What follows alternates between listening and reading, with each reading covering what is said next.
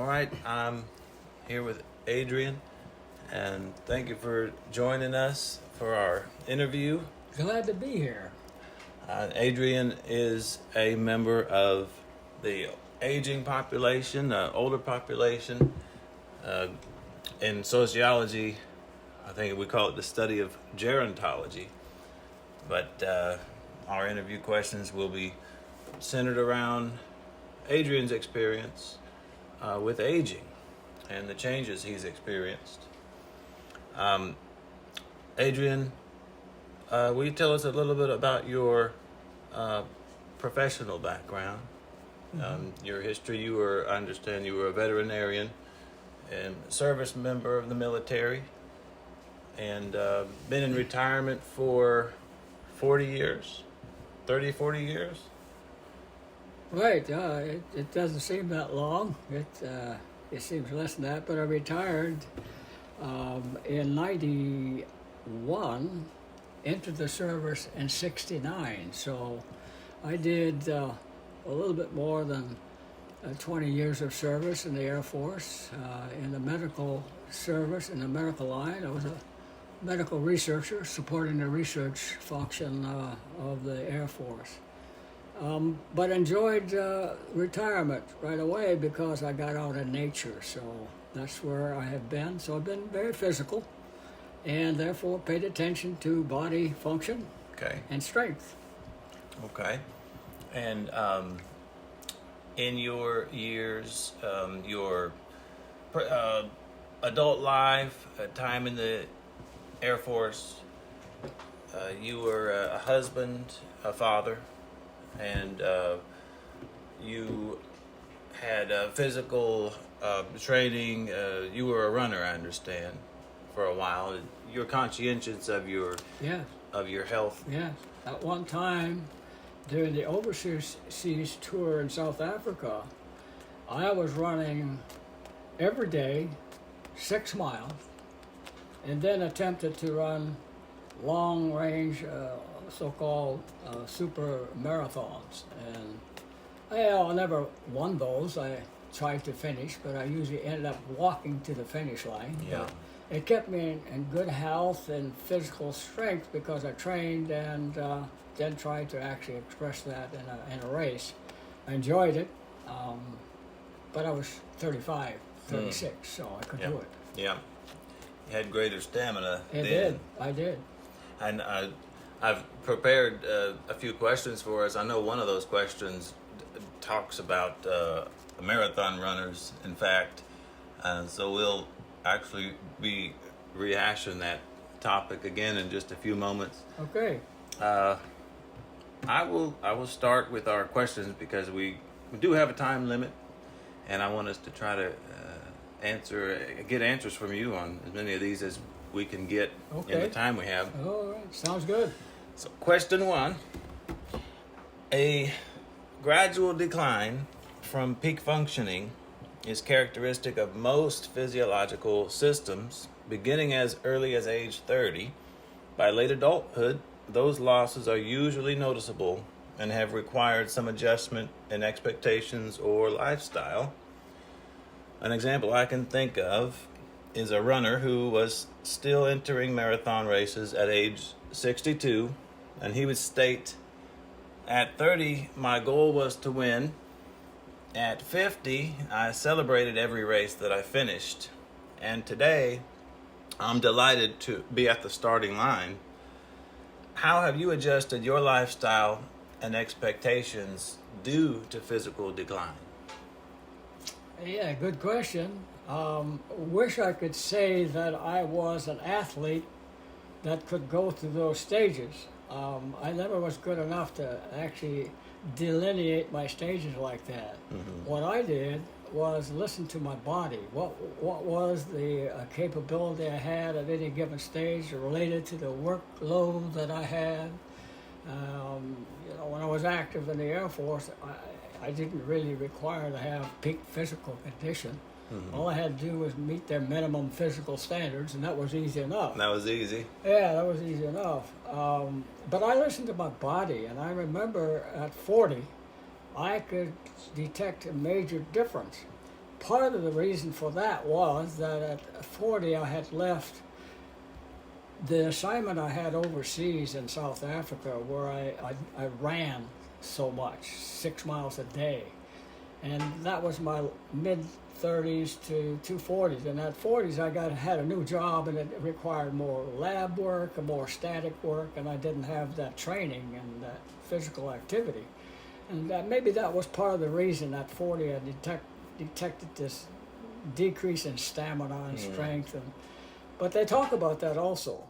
And so my response to that was, well, you just read the body, respond to that as appropriate for your workload requirements, and then be aware of the body's numbers. I follow the testing, and if I see problems with tests related to cholesterol or whatever, you adapt to that. So you use both your nutritional input that is normal based on your workload, you're feeling your body to be okay, but you watch your numbers as well.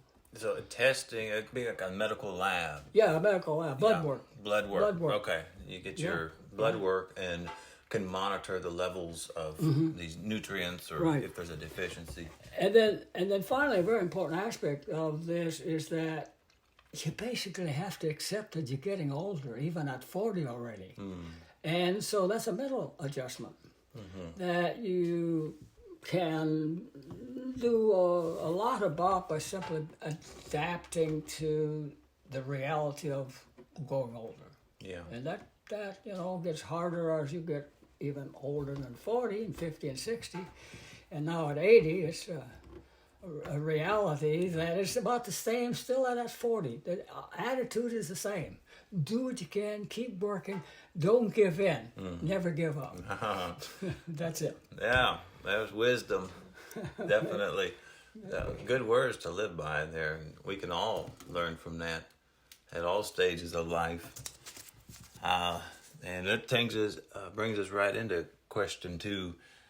Maintaining good health becomes more challenging with age as the immune system becomes progressively less effective in staving off cancer and infections, and as the cardiovascular, respiratory, and organ systems function less adequately. What have you done as you've aged to be more vigilant regarding your health maintenance? Maintaining the same attitude about reading your body as you age, as you function on whatever job requirements you have, be it more physical or less physical. If you have a job that requires outside work and physical labor, that's different than sitting at a desk or standing 8 hours a day in a laboratory. Yeah. The latter of which what I did. And so my requirement for peak stamina and all actually decreased, and I just adapted accordingly. Ate as much as possible excellent and super nutritious meals, but I had a wonderful wife who just cooked these delicious meals. So I broke the rules all the time about eating like I was a cardiac patient, because I'm a Van Dellen and they die early. So I have to be careful what I put in my mouth, watch my fast and so forth. That was difficult when I was married with a wife that cooked well.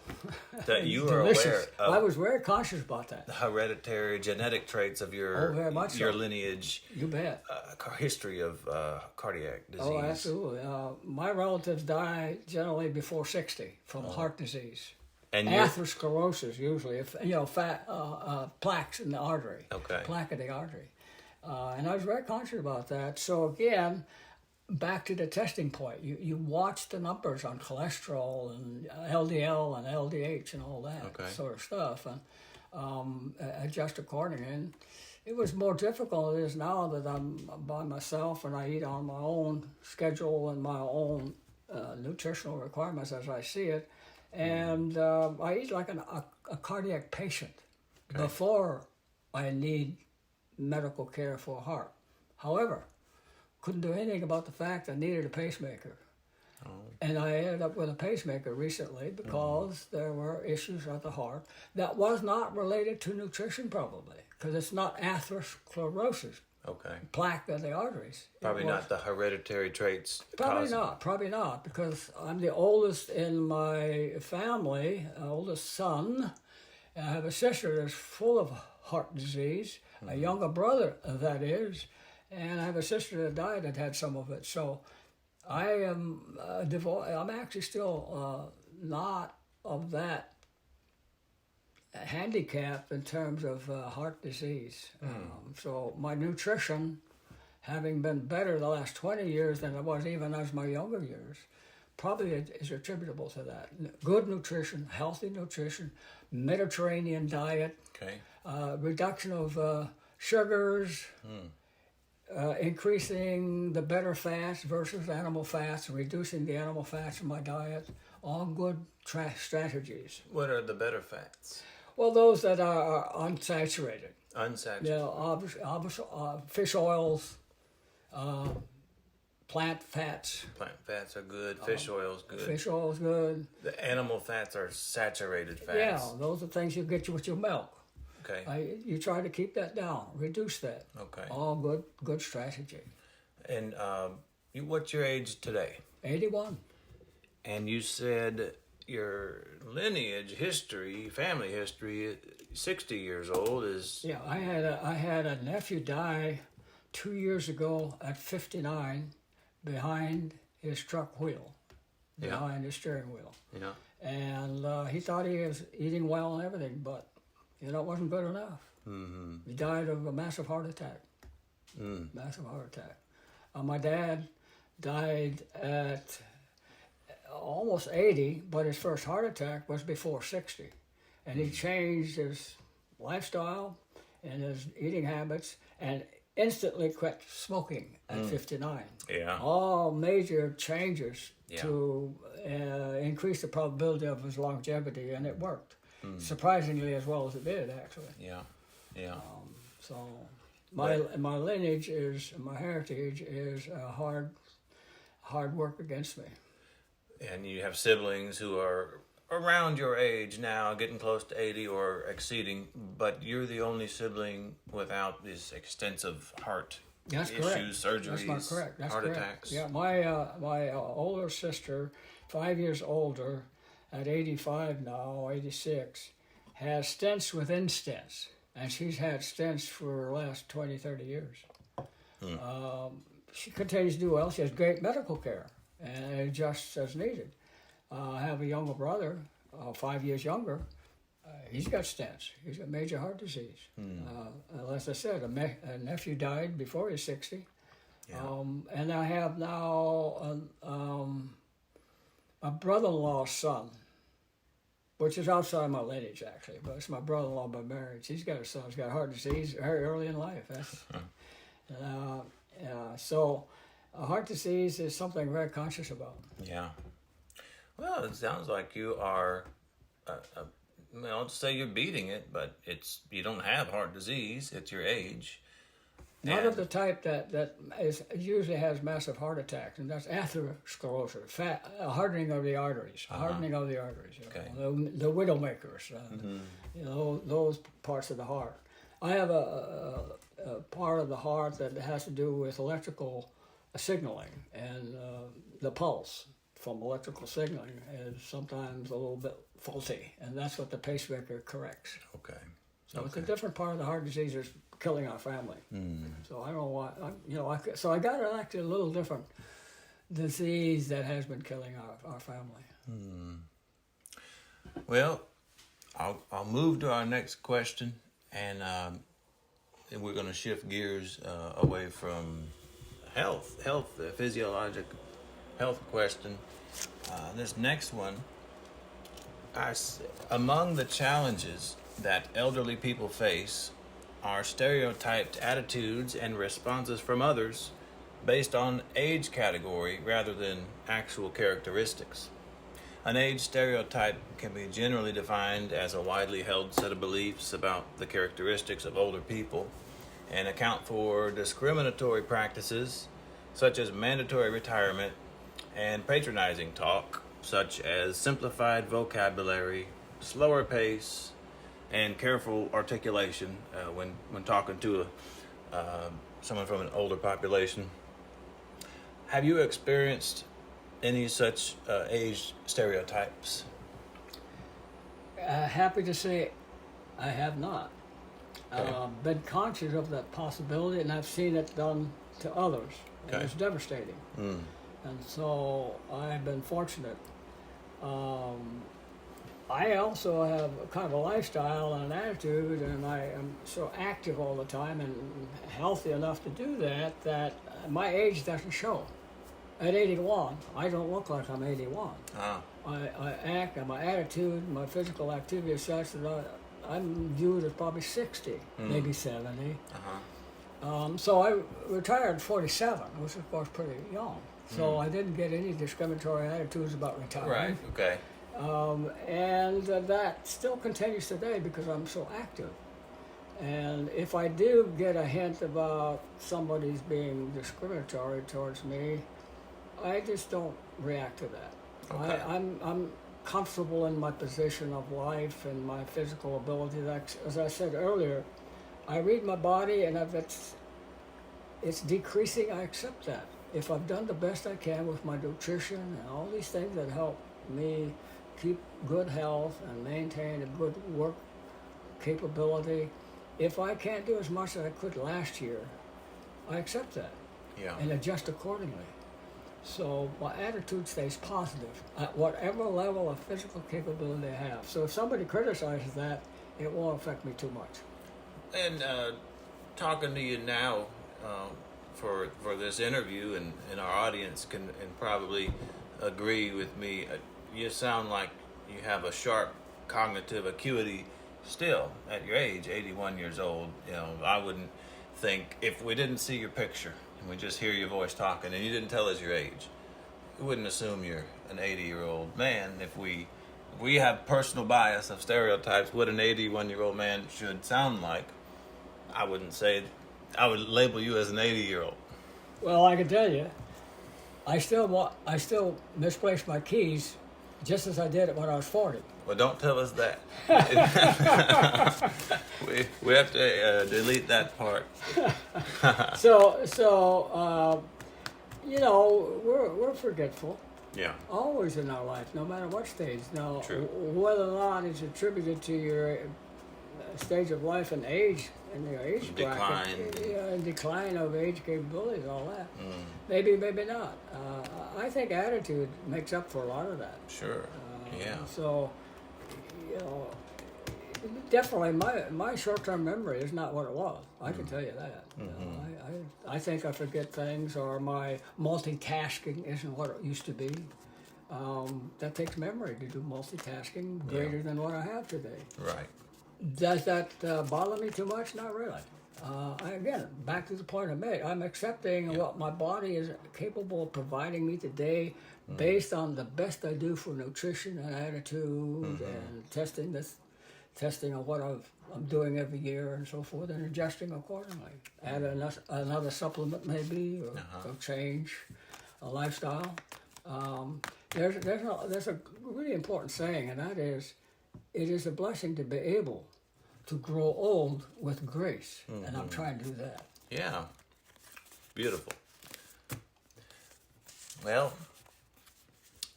our last question, and it kind of is on the same topic of growing old with grace, and when we leave this world,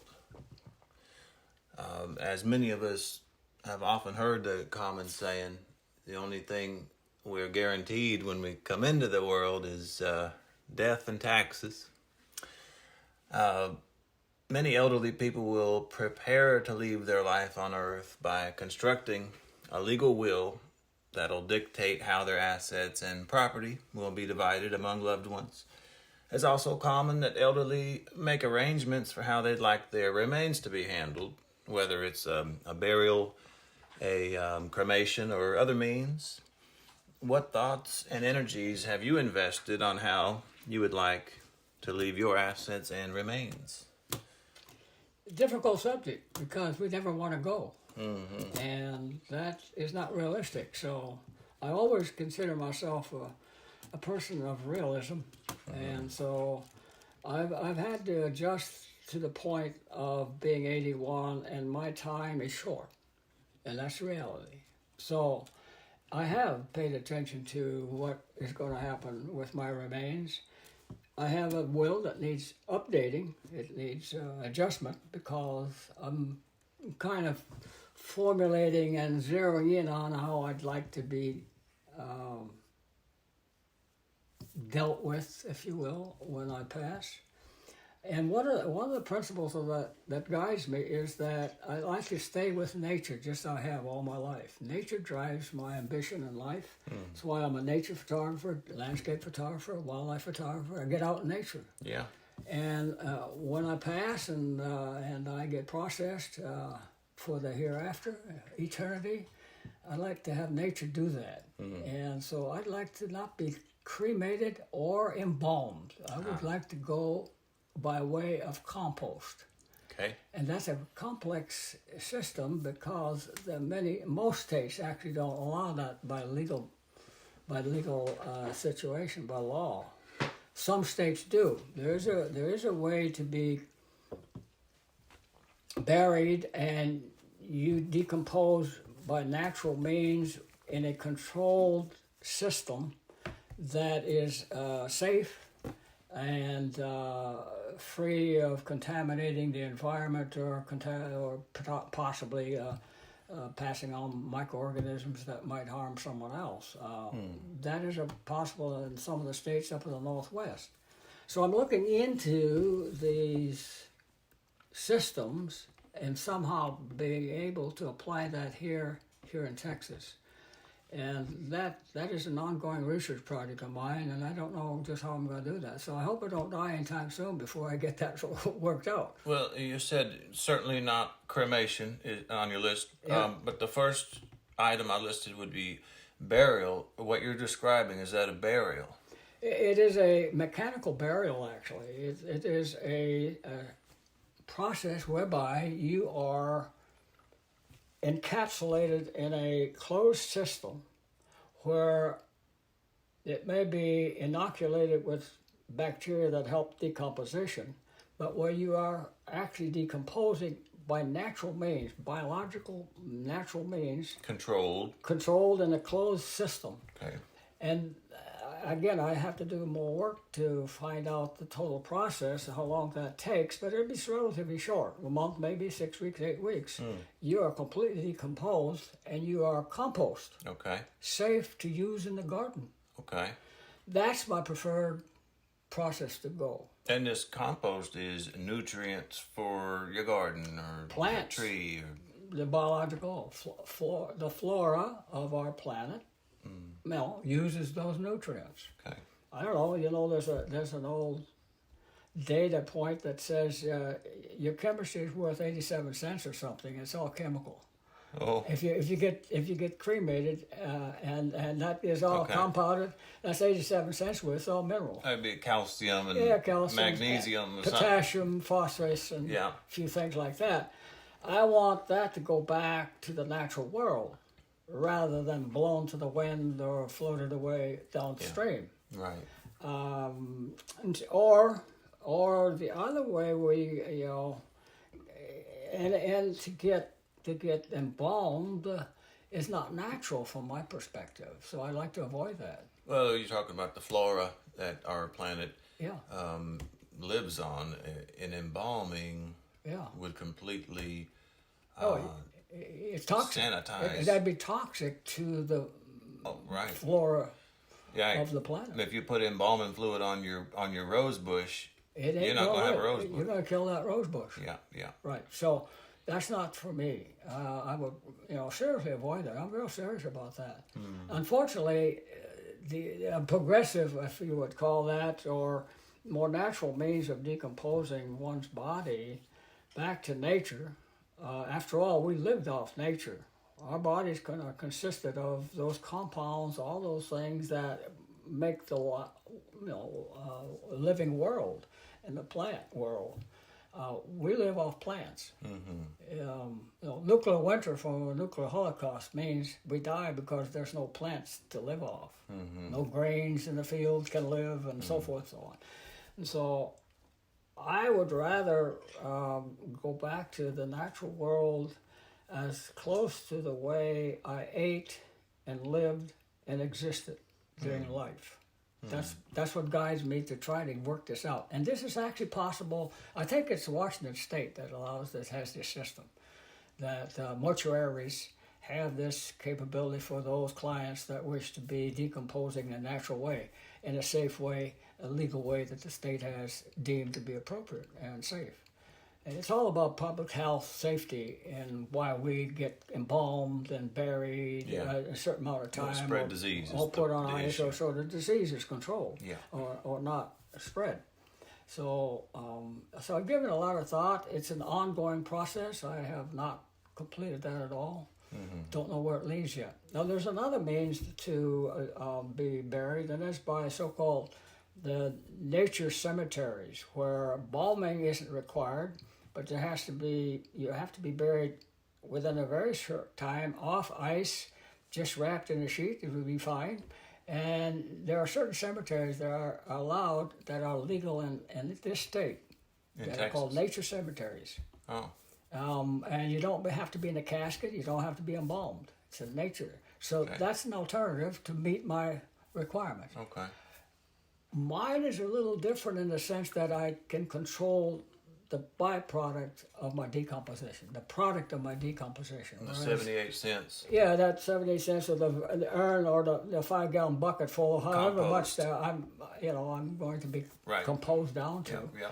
And if my family accepts that to deal with, as I would like to put in my will, then they can bury that or put that on the gardens that I've had as I was alive, and or figure out some way to put it on the bottom of this wonderful, large, wild live oak that is growing, and I can help nourish that oak. That's Dad in the tree. Yeah. That's the idea. I hear you. And that oak tree, if it's cared for and a healthy environment around it, and lightning doesn't hit it, that's going to be... Lives a long time. Well over 100 years. Some of them, like live oak, certainly. Overcut oak that loves the more wet ground, that lives along rivers, probably lives in the 100 to 150 year time frame. And the other thing is they can, of course, give off offspring. So there's a legacy within this growth. And, if you can convince your family to think of that as a kind of a neat way to, to bury me, but to connect with the family. What drives me for this is that as an immigrant, I don't have that connection with the old country anymore. All my basic relatives, except for a few cousins, are on the other side of the ocean. So I don't have the legacy like someone in East Texas who has 3-4 generations living on the land. Right. And they have a family cemetery. I don't have that. I think that's so neat. Yeah. It'd be great to have. And some more, maybe in a more modern or more progressive means is what I'm actually dreaming of. So I'm still working on that concept. Yeah. But that's what drives me, a family legacy. Yeah, I hear you. And the talking points that you've addressed with us tonight, shared with us, it can be a touchstone for each of us, a way to live life, because you mentioned how you monitored your health, you identified that you've lost ability physically and some mentally, but you accept that, aging with grace. You talked about your family genetics that told you were aware likely you're going to either die by 60 or have serious heart conditions and be much more reduced in capability due to that. And you were proactive with diet. You said you took out a lot of sugar, reduced the sugar intake, the animal fats, replaced. Our body needs fat, but you put the fat that's not going to create the atherosclerosis, widowmaker. And then finally, you introduced us to a novel way for handling your remains, which is, you're more partial to it because you're very nature oriented and identify with nature, and it may not be for everyone, but I'd not heard of that means of, call it disposal of our physical body. Once we leave that, whatever happens at that point, but there is a physical body left, and do you want your children or your brothers or the state to have to deal with it, or you can set up your own idea and plan for that during your life. And that was interesting to hear, and thank you for joining us and sitting down with me for the interview. I know I have to wrap it up before I get in trouble with the professor for exceeding our time limit. Well, thank you for the opportunity, Albert, to express some of my thoughts on these subject matters that you brought up. It is gratifying to know that people think about these things and want to share that with the greater world as you prepare yourself for your teaching world. You learn from this as well as I have, just participating in this little exercise. So thank you very much for that. Yep.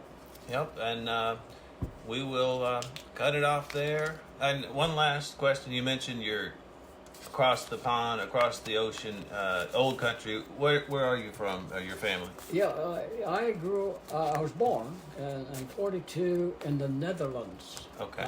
Sometimes referred to as Holland. Or the Dutch land, but it's actually Netherlands. They're trying to get away from the term Holland because that's a kind of a province area. It's only part of the Netherlands. Belgium is actually a different country. Okay. But there's a section of the Netherlands that's close to Belgium that has language very similar to Belgium. But so my parents came from the northern part of the Netherlands, the province of Groningen. I was born in Zeerijp at home, across the little pond where the ancient church is located. So I come from very primitive stock. Okay. The present generations down in the Netherlands. So we immigrated in 1951, and we were fortunate to have an education, the children of my father and mother, in America, because we immigrated in 51. That was right after the war. The Netherlands was still in bad shape by the 50s. It was it's still devastating to rebuild. Yeah. It was occupied by the Germans for over 5 years, and life was hard. Yeah. Well, thank you for sharing, and we'll cut it off there. Thank you again. All right.